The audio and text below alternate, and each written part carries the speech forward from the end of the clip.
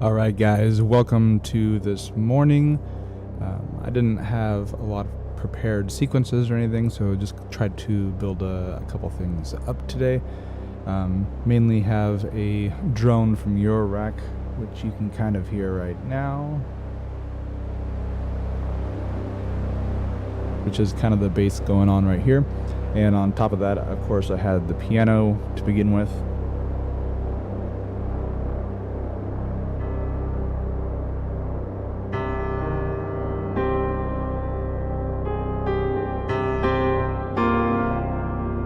Which was Piano Tech. And that's just Piano Tech through a convolution reverb.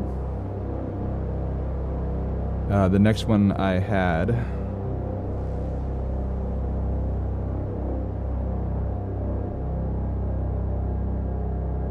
is actually a Arturia Mini D clone.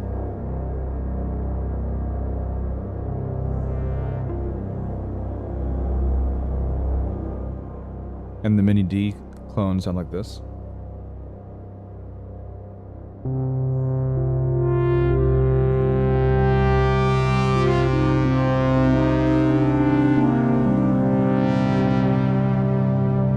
And this is actually Mini D layered with Myth. Actually, I can pull that up for you guys.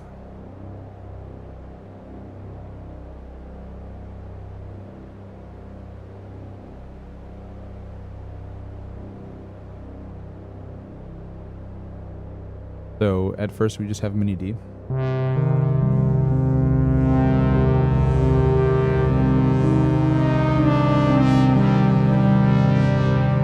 And because this is MPE, let me go over here. You can see that we have MPE slide over to filter cutoff.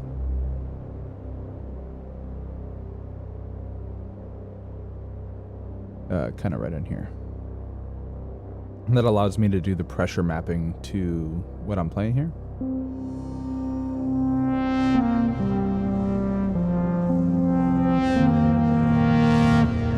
And of course, because this is a VST, I have it in poly mode so that I can actually play poly instead of just the normal Mini D mono lines. So on top of the Mini D, or layered with, I should say, I also have Myth. And Myth is still in demo because I'm not sure I'm going to keep it. But if we mute the Mini D,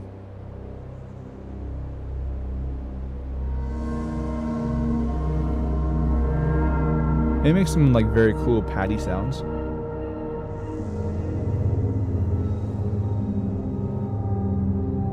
Which I think when mapped with the Mini D sounds really nice together.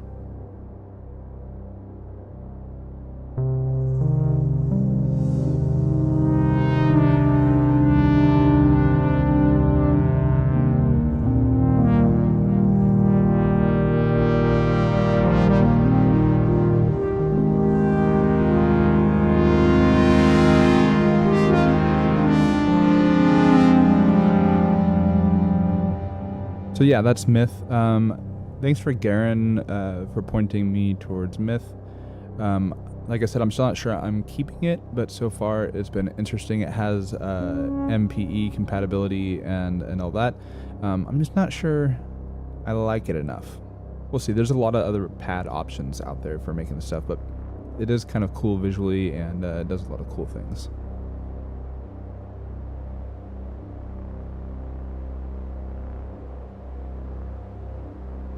And then on top of that, for the lead sound at the kind of middle end, I have Generate again from Newfangled Audio.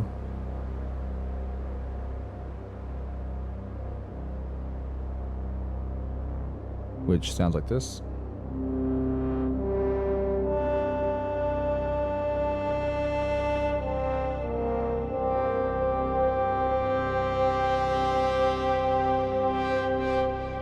And again, because it's MPE compatible, you can get all the nice swells and all that stuff.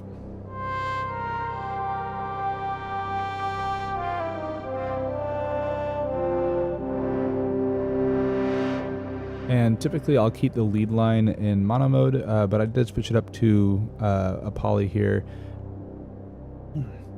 I did switch it over to poly mode just for some playing at the end, which is kind of fun as well. All right, so that covers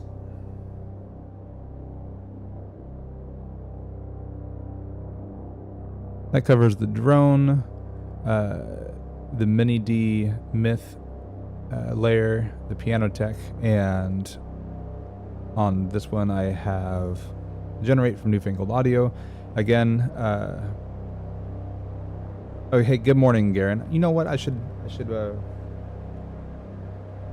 come out and say good morning to everyone. So I have Mr. Wabbit here. I have Tracker Jack. I have Garen M. Dr. Cynthia came in for a little bit. Thomas Yon. I think that's everybody. Good morning, everybody. And Garen, it's nice and early for you. Hopefully not too early. I'll be just going over on this patch.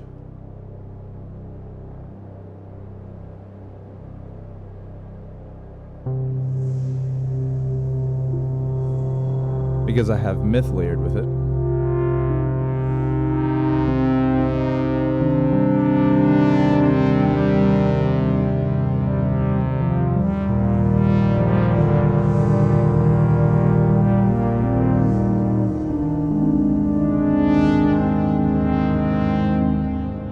And again, myth is a new addition that I'm trying out. Thanks for Garen for pointing me in that direction.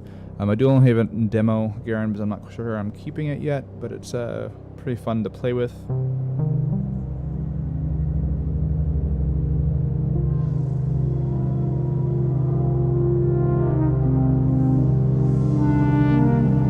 I think maybe I just need to get into it and play more with what I can do with it to see if I really want to keep it or not.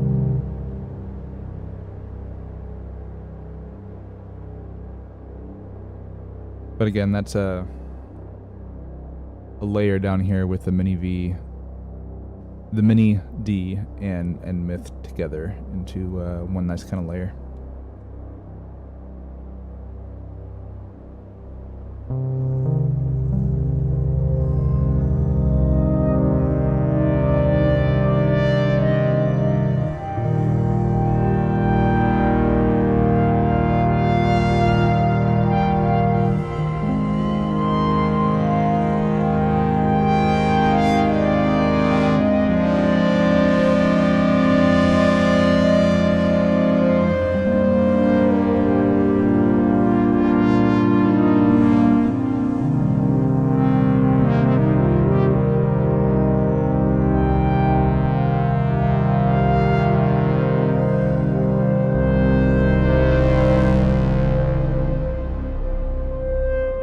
Which I think just comes out really nice.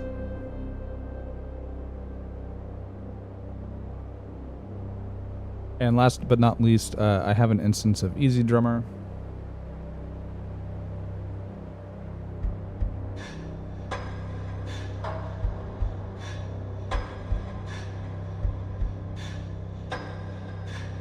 And Easy Drummer is just doing this kind of metal clinking.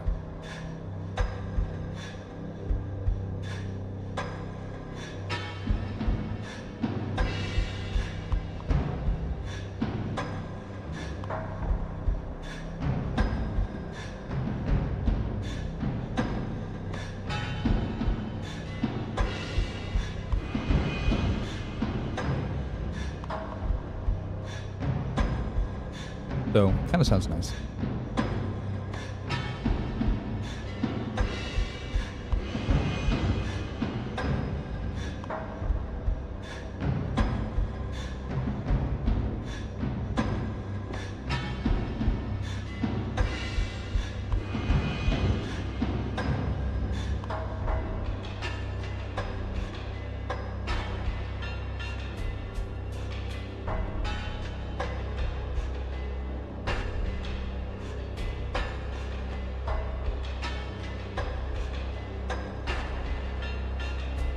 All right, and to get over to the drone, maybe? Let me see if I can rearrange my PTZ here.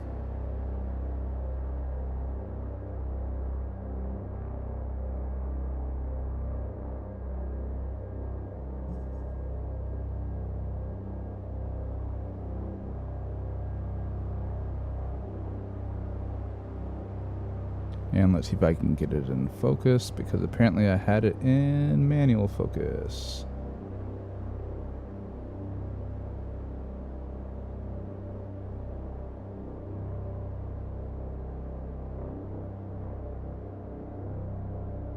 Hey, there we go. All right, so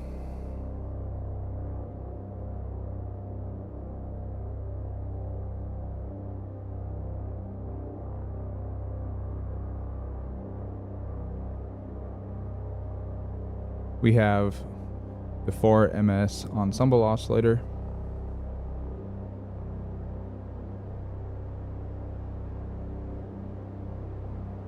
And this ensemble oscillator is just taking one output, and it is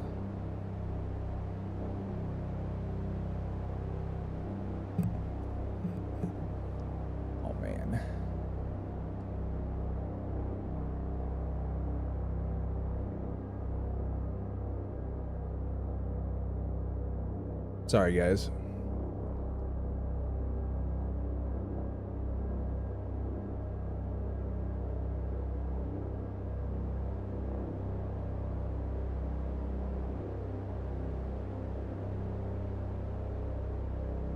All right, here we go.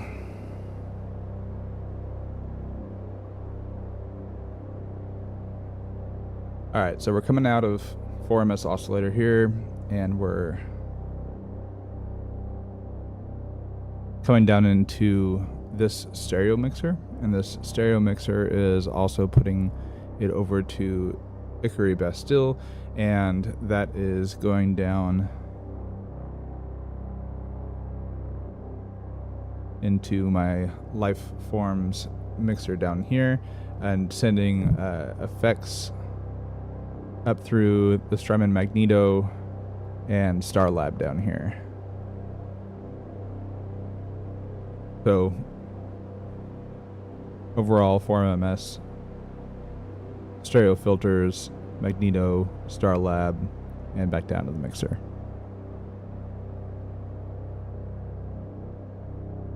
Hey, Thomas Jan, you said you'll hope that I'll send a link to Mr. Lin when I'll be confident enough of a track of yours. Yeah, I sent him, or I should say in the KVR forums, I put a couple of my Linstrument things on there, and I think it turned out pretty good. I'm hoping that maybe I'll have something in one of the Linstrument compilation videos he does, which are really awesome. But yeah, Roger Lin, huge fan, obviously. Garen says that Myth does require some study and it's not for everyone. Yeah, you know, I think I can get on board with it if I can just study a little more and put some time into it, like you said. It'll be fun. Yeah. All right, and then Tresto 101 thought he found the NASA channel. Yeah, there's a lot of switches and stuff here. All right, so we have 4MS ensemble oscillator with a little bit of modulation coming down and into stereo mixer, filter, and through Magneto and Starlab, and it's very wet.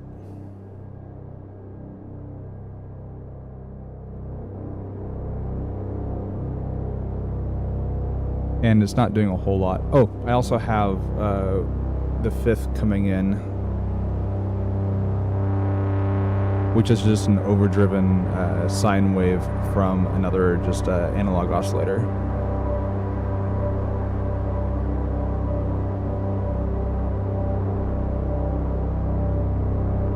So overall, this is kind of a pretty static drone, but pretty nice, I think.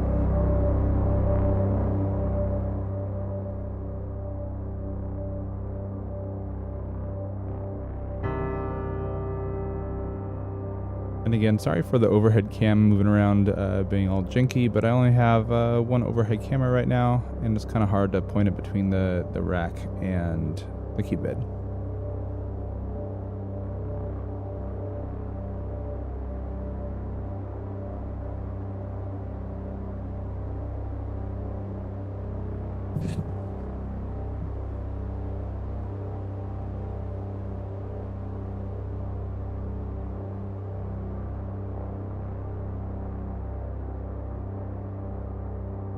I'm kind of stealing Andy's wobbly cam.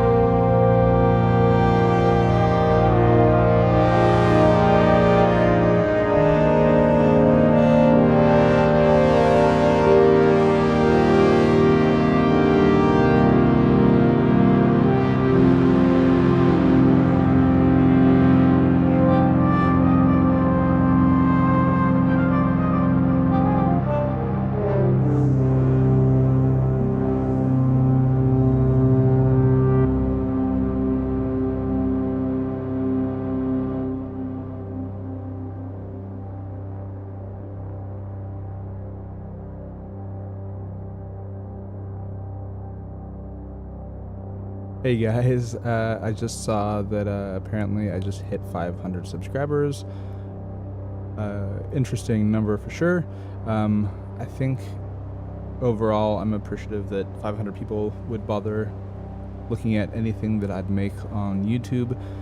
But overall, I'm definitely not making any of this for subscribers. Otherwise, I think my content would be considerably different. But I greatly appreciate all of you who come in and look at this stuff.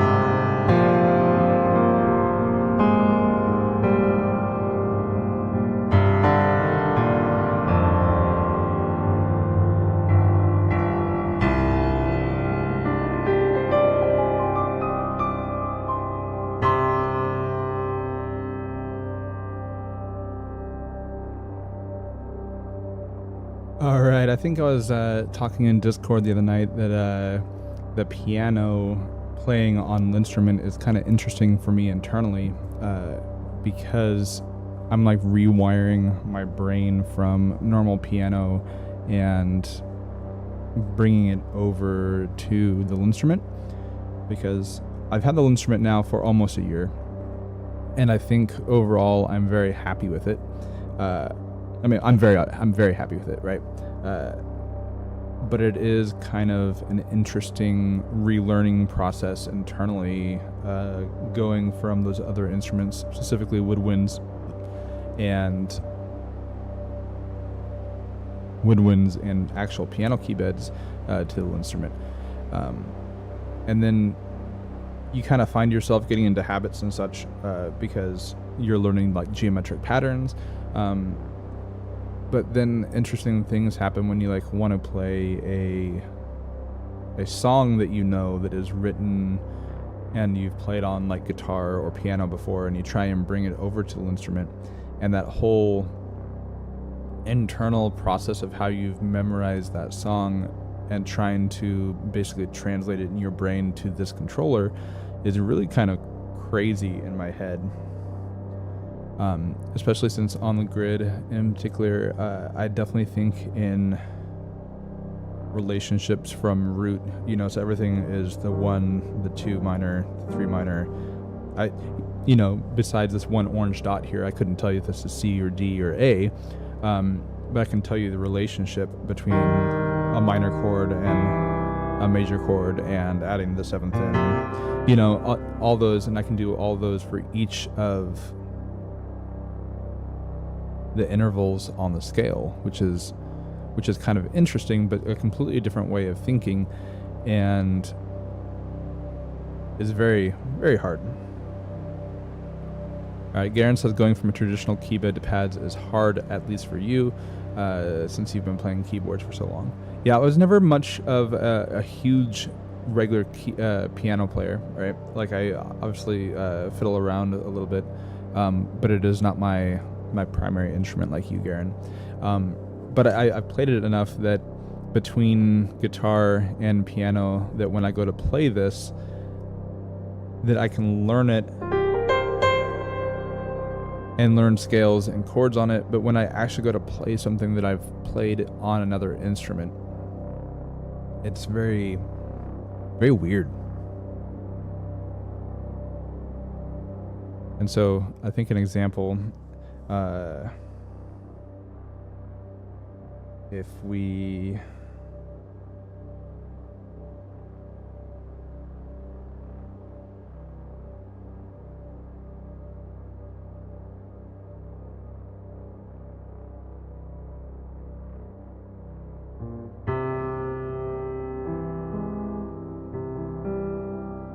all right, so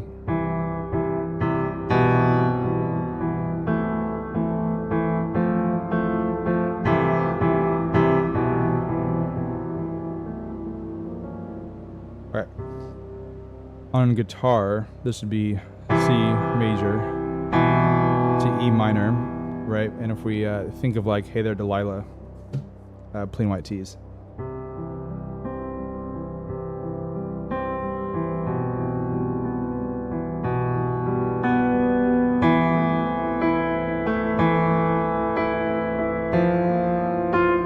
Right, I messed it up a little bit there, but like translating that from guitar where I normally play it into the actual chords and into the instrument, total mind turnaround there.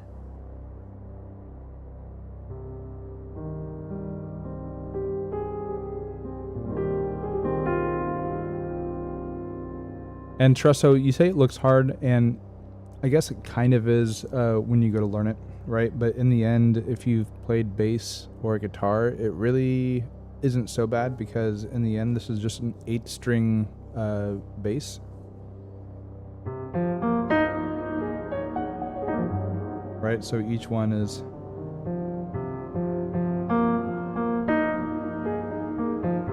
a fourth apart, so it's not super crazy.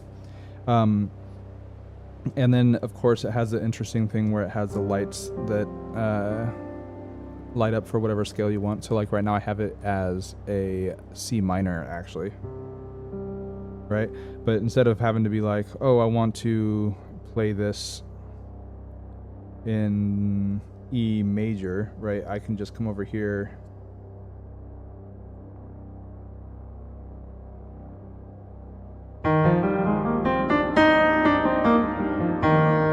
Right, it actually doesn't change any of the lit up keys on here, but it changed where this highlighted note is, right?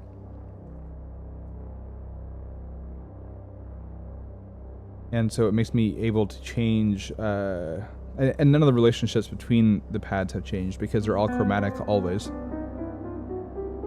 right? And they're always in a fourth, but I can change the lighting of the keys to play other scales easily identifiably, right? And then from there, you just have your octaves.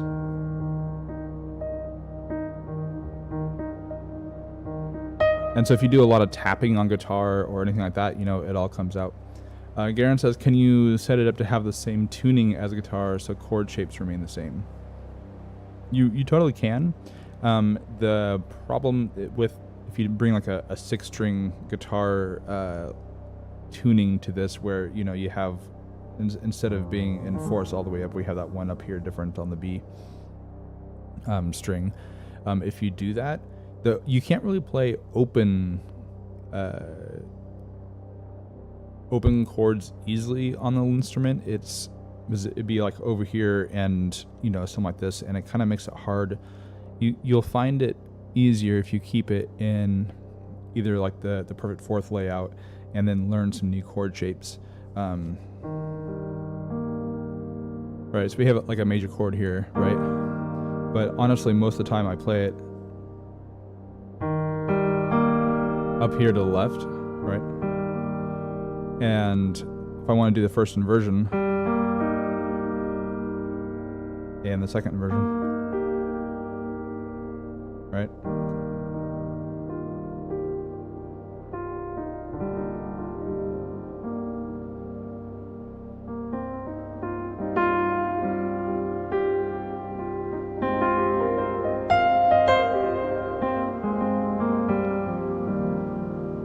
Right, so that's just a C major to an E minor to an A, and you see like you have all these relationships of the fourths and the fifths that you can just easily transpose your geometric patterns for chords. So it's kind of interesting. And also, if you solo it all on guitar, you can bring your pentatonic in pretty easy.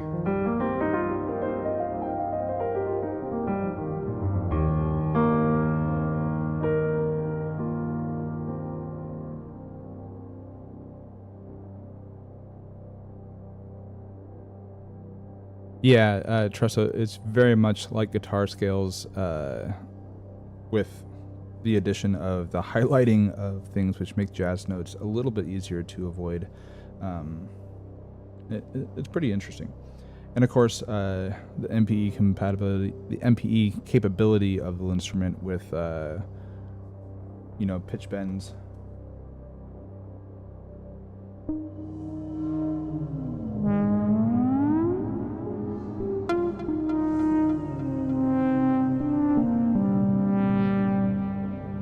And of course, you have pitch bends, and then also Y and pressure. So you have all three axes there to play with.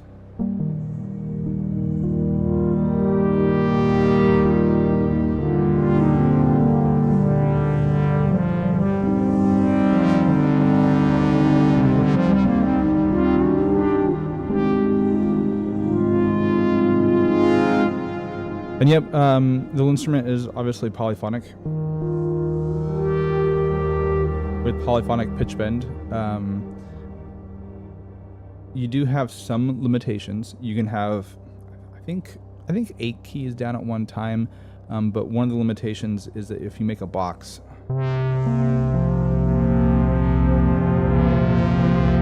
you only have 3 corners of a box. The fourth one won't work. which sounds like a horrible limitation, but honestly, once you kind of like find out that it does that, it's really easy to avoid.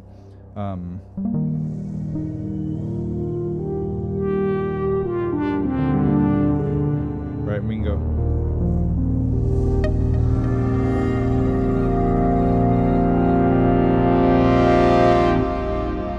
Right, so I mean, I can get 8 notes down pretty easily, but obviously it gets really dense, and yeah, you know, you can do it.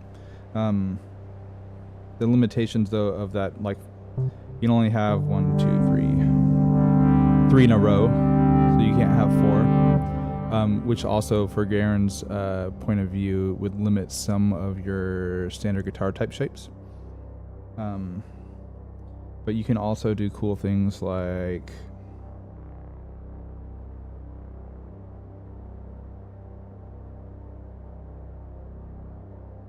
now this bottom row is a continuous ribbon controller, or I can assign it as a mod wheel or a relative mod wheel or just a CC message.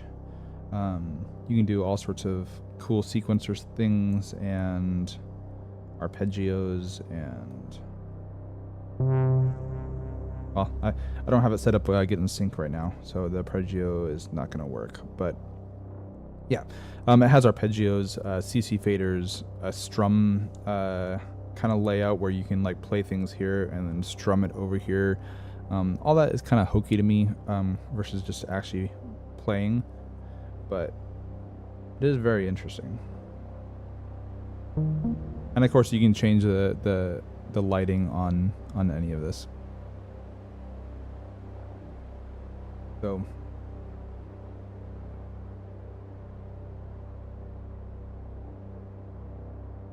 oh, actually, so this is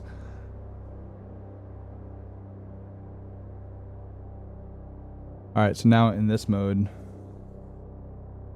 I have CCs over here on the left, so I can have 8 channels of CCs, which are individually accessible.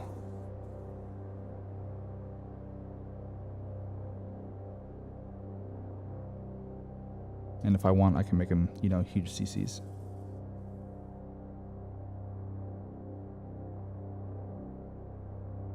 All right, and then other than that, I also have a custom script for Bitwig, which is this view here, which allows you for clip launching.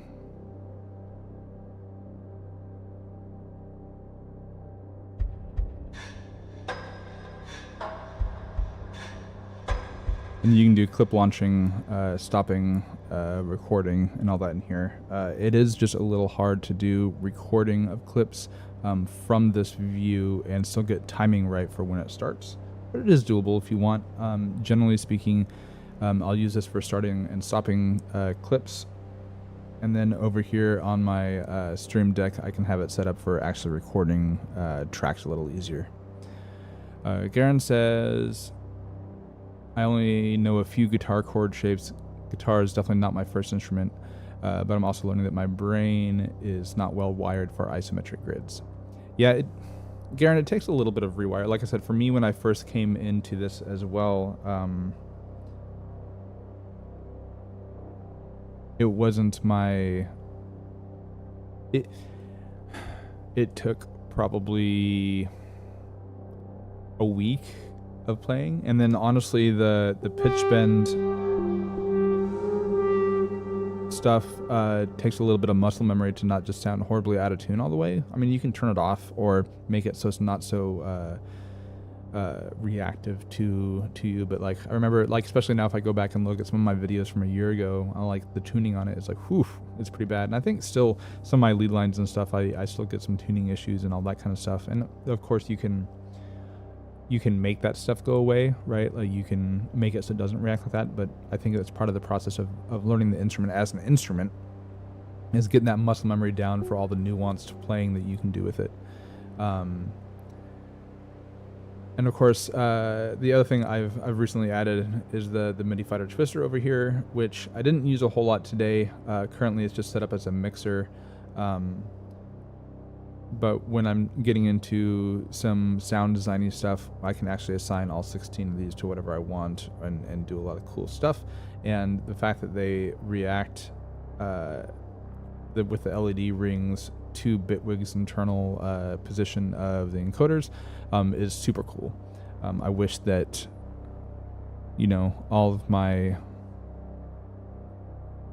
all of my digital synthesizers or all my analog synthesizers with digital control, like the Matrix Brute or something like that, instead of having to turn and get that latched position of where the knob is. If they were all just continuous rotation like this guy with little LED rings, it would work great. This thing is awesome. Let's see. Mr. Wabbit says the gas flame is back for the instrument. Yeah, Mr. Rabbit, I'm sorry. I know it's a thing for you. And there are so many awesome instrument players out there that do so much better than I do. But like I said, I've had it for about a year, and I'm not like a super crazy musician prodigy guy like some of those guys out there. But it's super fun, right? And that's the biggest thing for me, at least, is that coming from the woodwinds and stuff where I wanted that expression.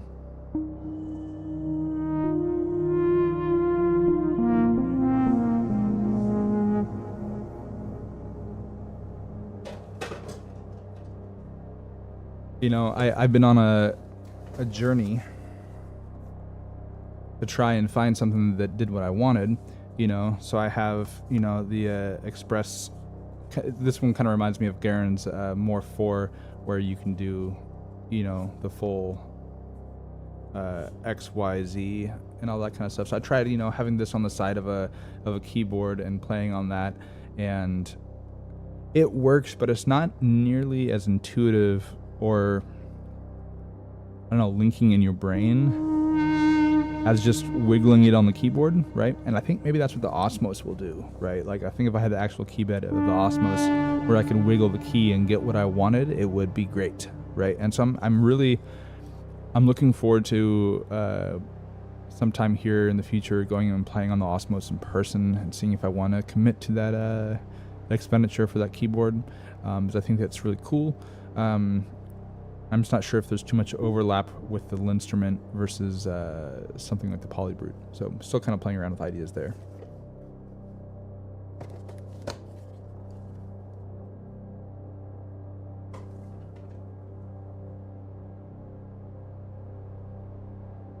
All right, Garen says the pitch bending is akin to using the ribbon control in the Polybrute, slowly getting into a point where you can play it like a keyboard with some degree of accuracy. It just takes a fair amount of practice. Yeah, so one of the interesting things I can do on here is that each of the squares are quantized, as in, like, no matter where I hit on this key, it starts out perfectly in tune. Right? I can turn that off.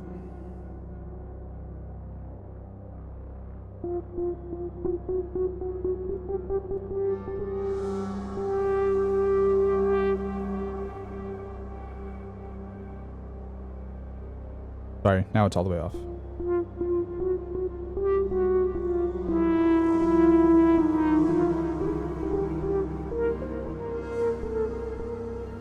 And they can make it so you can get, like, horribly out of tune chords, like, pretty easily.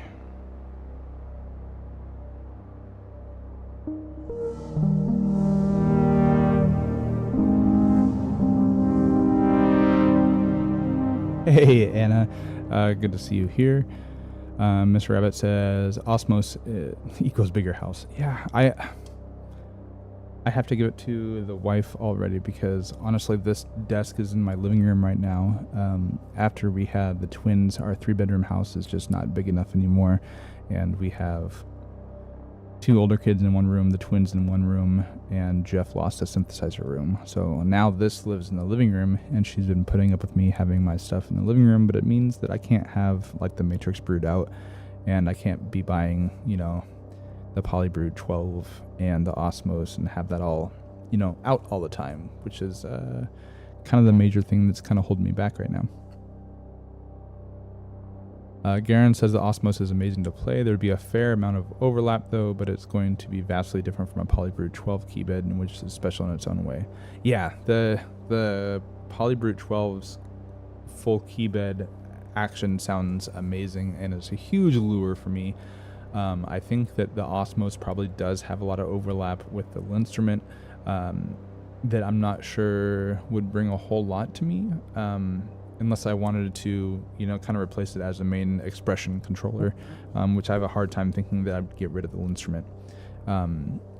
But the Polybrute 12's full keyboard CC messages polyphonically is just a huge thing, and it has that normal keybed action, I think.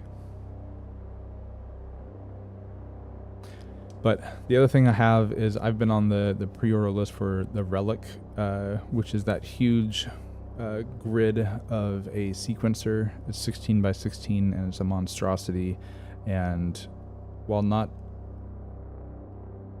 expression level stuff on that huge grid, what it does bring will be a 16 by 16 matrix for audio CV stuff. And it also brings in a bunch of sequencing options that'll come in. But the problem is it's huge. It's going to take up like more than what I have available on this desk, obviously. So I think I might need to realign myself on how I'm going to implement that into a workflow. But I just got an update on the Relic. It should be shipping probably end of month, early to mid next month, depending on where I'm at in the line. All right.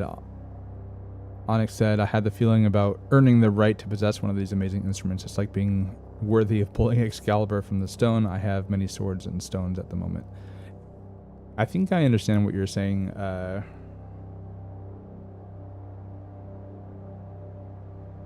That kind of when you have these instruments that demand a lot of attention, right? You have to be willing to put the attention into them sometimes, and the people who obviously get the instrument and kind of latch onto them and can use them well, obviously will keep them, and the other ones will get rid of them, and then you won't see them, right? And so the instrument guys you'll see online obviously are pretty decent, and you don't see the guys who have an instrument that just sat on the desk, and that's just that kind of bias that you see on a lot of things, right? Is that if you suck at it, you probably aren't making a lot of videos with it unless you're making educational type stuff. And Anna, no, I have not got the Relic yet. The Relic is a couple months behind. It is crowdfunded, but they have production basically done right now. They're doing final assembly, but they're delaying a couple weeks because the CV matrix, which is one of the major seller points for me for the Eurorack side, they were having an issue with voltage sag when splitting into multiple sources, and they changed some part sourcing and are now happy with it, but that part sourcing difference is causing them a 2 to 3 week delay on delivery, which I personally am perfectly okay with, because the new matrix will allow 1 to 8 splitting with 0 voltage drop, good enough for pitch CV. So not only will the Relic have a huge sequencer that should hopefully be like the hub of hands-on sequencing, great for Berlin style stuff, which I'm hoping for hugely benefit me for January coming up. I want to do more Berlin style stuff and programming in some beds and that kind of thing. And if we get to that point, I think the Relic will be a real help for that. On top of that, the little CV sequencer thing will be a hub for my huge Eurorack, obviously, and sequencing all of that. So just kind of find a place to put it. We'll see. Yeah, and Anna, I'm still a little disappointed because from the software side, it sounds like they're really harping on this like super high accuracy, low jitter MIDI interface that has like a custom plugin for DAWs, and I think it's called USync or something like this. but basically it's a high accurate plugin that you put in your DAW that allows for way better than MIDI or USB sync compatibility between the Relic and your DAW. Regrettably, they won't have Bitwig available operating at launch, but they will be having it shortly, which means that I'm not quite sure how sync will work between DAW and Relic when it first comes out. Not a huge showstopper, I think, because in the very end I can like do things like the MIDI in and out like normal wave through normal means, but they had that selling point of a very low jitter, high accurate sync between DAW and Relic that's just not going to be available for Bitwig when it comes out, which is disappointing for me. But the guys seem to be on the ball as far as development software side, which is I don't know, I feel like a lot of Kickstarters come out and they are very heavy on the hardware, and then they release a beta that is honestly kind of garbage on the software engineering side. And the software engineering for the Relic, at least, it seems like they might be lacking on features, but they seem like competent developers. And I think competent actual software people versus a music guy who kind of knows software is kind of like a huge difference. And it's kind of, I don't know, nuanced maybe, and kind of hard to explain there. But for me, I feel better about their ability to do software development. We'll see. I might be just horribly disappointed when it comes in the mail. We'll see.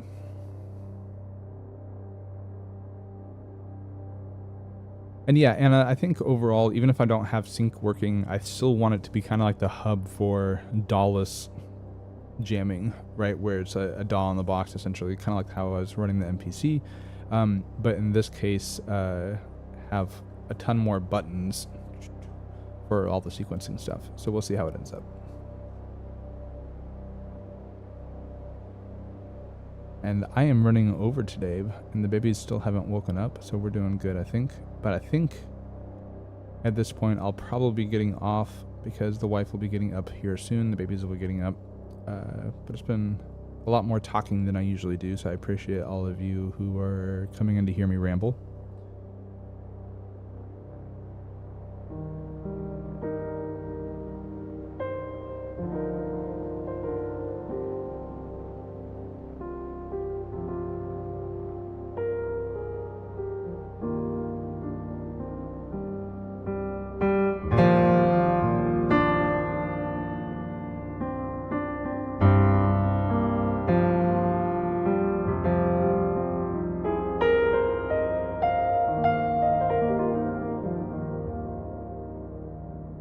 Oh, Anna, your polyhector died. That sucks.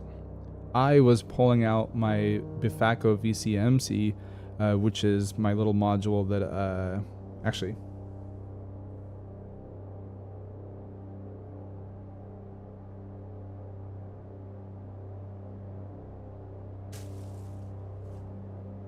So I have the VCMC from Bifaco, and this is a really awesome CV to MIDI converter, but regrettably it looks like my screen has died for some reason. I'm thinking maybe when it was in my storage box that the screen got crunched. So it all functions, but I can't actually see the screen now to change things. So I'm kind of bummed about that.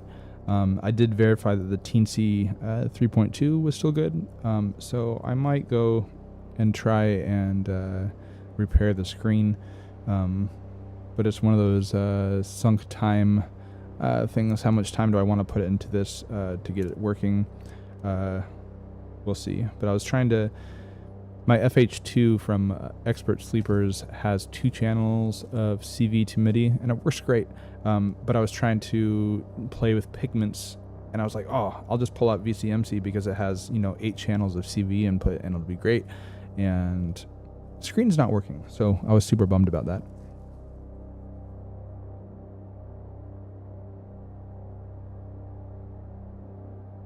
But overall, at least because the Bifaco or DIY and all that kind of stuff, it's good. And the fact that the TNC 3.2 is still doing good makes it so, yeah, I can use the web app and all that kind of stuff, but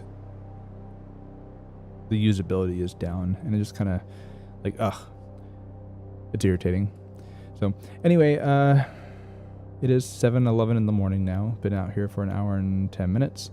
Yeah, if you guys have any more questions, I guess now's your time. Otherwise, I'll play a little more and yeah, go from here.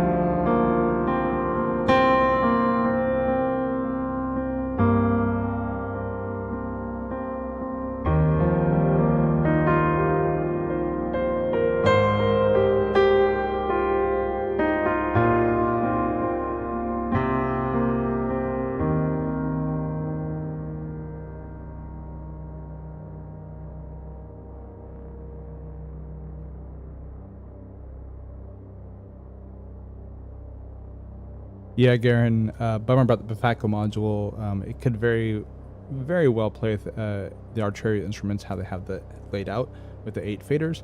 Obviously, I can do the same with it over here and have manual control, but having the CV ability where I could like plug it in and out is super useful, right? So, again, I'm not sure how much I want to keep into a hybrid setup versus into a full hardware setup, and that's always interesting. An interesting trade on options, right? Because I really like staying in. I really like staying in just hardware, but the hybrid and software side is also very interesting. And good morning, Sammy.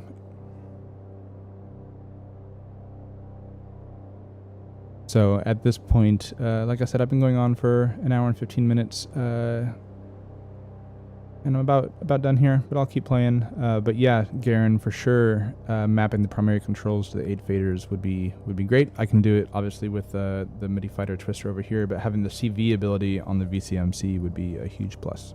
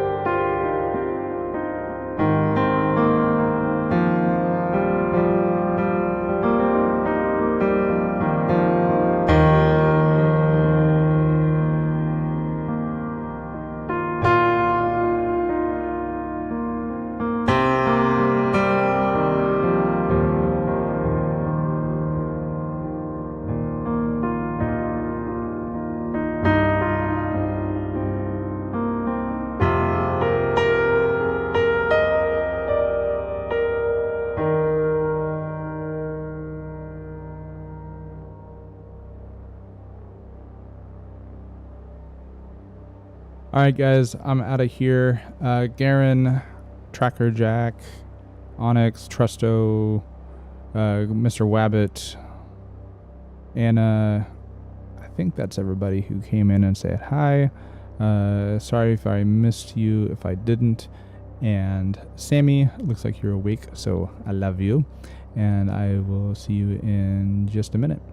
And Garen, yeah, keep gassing. You just need to keep it over there on the side, right? And not build a small little Euro rack, because small little Euro racks are super fun.